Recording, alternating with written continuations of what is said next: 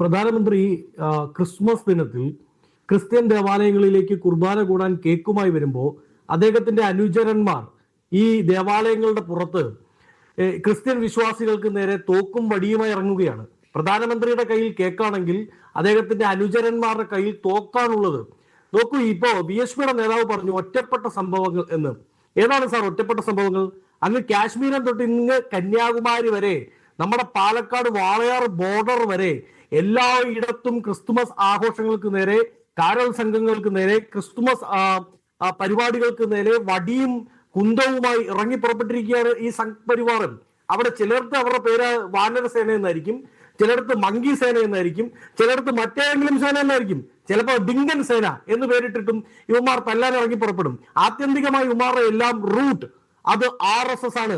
ആരാണ് ഈ വർഷത്തെ ഈ ആക്രമണങ്ങൾക്ക് ആദ്യമായി പ്രഖ്യാപനം നടത്തുന്നത്?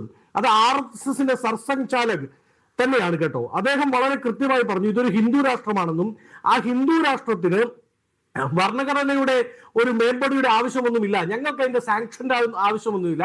RSS പ്രഖ്യാപിക്കുകയാണ് ഇതൊരു ഹിന്ദു രാഷ്ട്രമാണ് എന്ന്. ഏത് ഹിന്ദു രാഷ്ട്രം? എല്ലാ ഹിന്ദുവിനെ ഉൾക്കൊള്ളുന്ന രാഷ്ട്രമല്ല കേട്ടോ. 100 വർഷങ്ങൾക്ക് മുമ്പ് വിനായക് ദാമോദർ സവർക്കർ എഴുതി വെച്ച ഇത് ഹിന്ദുത്വയിൽ പറയുന്ന ഹിന്ദുക്കളുണ്ടല്ലോ, ഏത് അവർണരായ ഹിന്ദുക്കൾ, ബ്രാഹ്മണിക്കൽ ഹിന്ദു, ആ ഹിന്ദുവിനെ മാത്രം ഉൾക്കൊള്ളുന്ന ഹിന്ദു രാഷ്ട്രമാണ് ഇത് എന്നാണ് ഇവർ പറയുന്നത്. നേരത്തെ BHP നേതാവ് പറഞ്ഞു ഹിന്ദുവിന്റെ മനസ്സിന്റെ വലിയ ഔദാര്യം കൊണ്ടാണ് ഇവിടെ ക്രിസ്മസ് ആഘോഷിക്കുന്നത്, ഇവിടെ നബിദിനം കൊണ്ടാടുന്നത്, ഇവിടെ ഗുരുദേവന്റെ ജയന്തി കൊണ്ടാടുന്നത് എന്നൊക്കെ.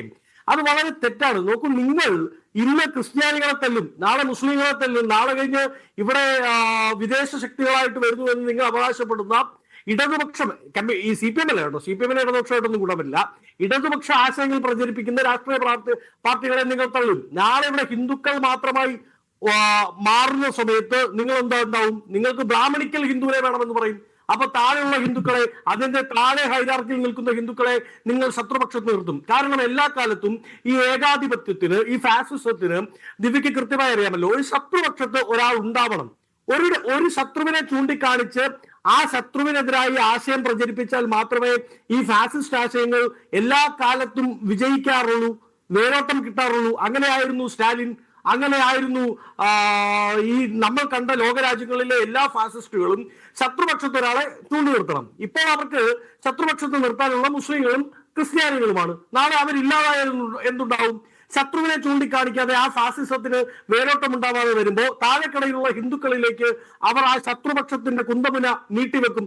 അപ്പോ ഇവിടുത്തെ ഹിന്ദു സമൂഹം വളരെ വിജിലന്റ് ഈ വിഷയത്തിൽ ഇടപെടണം എന്നാണ് ഞാൻ ആഗ്രഹിക്കുന്നത്.